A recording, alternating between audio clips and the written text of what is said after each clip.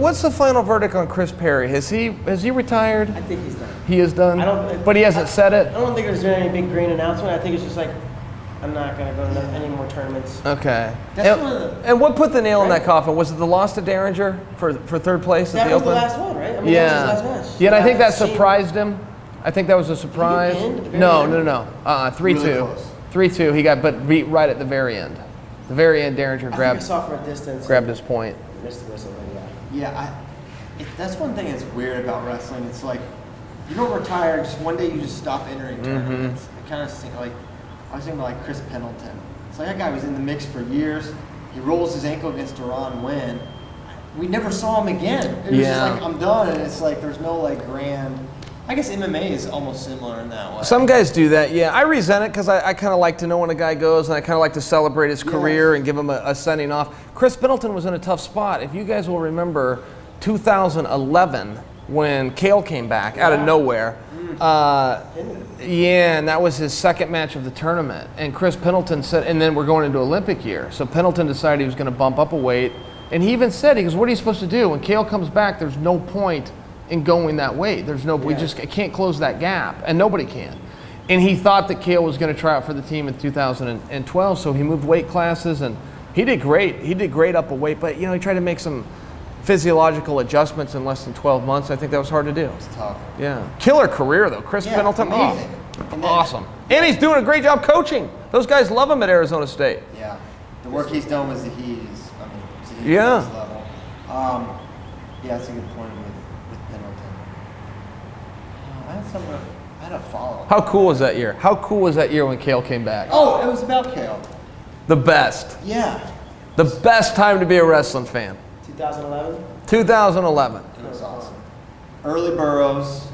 That was Burroughs' first year. Yeah. First year on the team. So one thing, I have this, it's not really an opinion, you just kind of hear murmurs about Cael that he could probably still be the guy if he wanted to be the guy. I don't know if it's true or if it's not true, but they say he goes with David, he goes with, Snyder comes and rolls with him, and he's still right there, like he could still make teams. That's remarkable. That's what everybody says. Varner says that the year he won the Olympics, he said he wasn't beating Cael. And there is something where, a lot of times you're just not going to beat your coach. Sometimes it's a respect thing. Yeah, but I will tell you this. He came back in 2011. He entered some tournament. And he goes, well, I promised my guys if they won the Nationals, I'd wrestle in this tournament, And he won that and he get 2 matches and tech both guys. And then he shows up to the trials. He beat 4 NCAA champions and a world silver medalist in the same day. That's back when it was still the period format, which is a terrible format for wrestling, but he never lost a period. He beat John Reeder in the opening match 5-1. I firmly believe that it was 5-1 because Cael decided it was going to be 5-1 because that was his boy. Whether he would admit that or not, I believe he carried him. And, the other side of it, if we're being fair, is the single worst I've ever seen Cael look. He was tired. He was a little bit slower than he usually is in terms of his timing. He still took out 4 NCAA champions and a world silver medalist in the same day, on a bad day. With relative ease. Took them all out. It wasn't close. Took them all out. It was unbelievable. So, I don't know. He just has one of those freaky feels or something. There's something. It's good. I don't know. Do you think it's is it a mental thing? Is his body different? I don't know. How does he do that? Yeah, I don't know that I have the answer to that either. Yeah, and I am told he has a long wingspan. Usually with the greats, there's something they do different than everybody else. The greats usually have something, whether it's Mike Tyson being short and compact or John Jones on the other end of it where he can reach it from across the room. I'm told that Cael has very, very long reach so he can come to your collar and your ankle, but I don't know that one has anything to do with the other. I think he was just a special competitor. He stayed in your face. He went hard. He knew the sport. He loved the sport.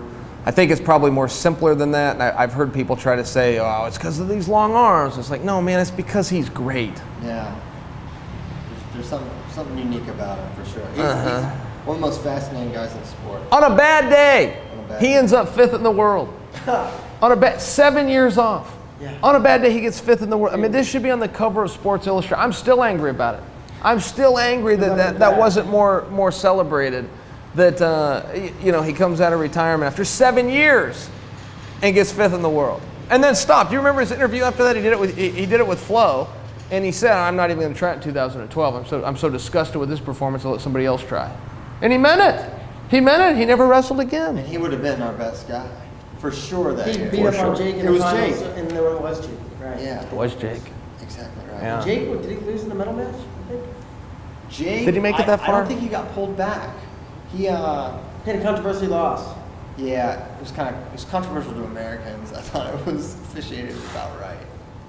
But yeah, he lost. I forget who he lost to. But anyway.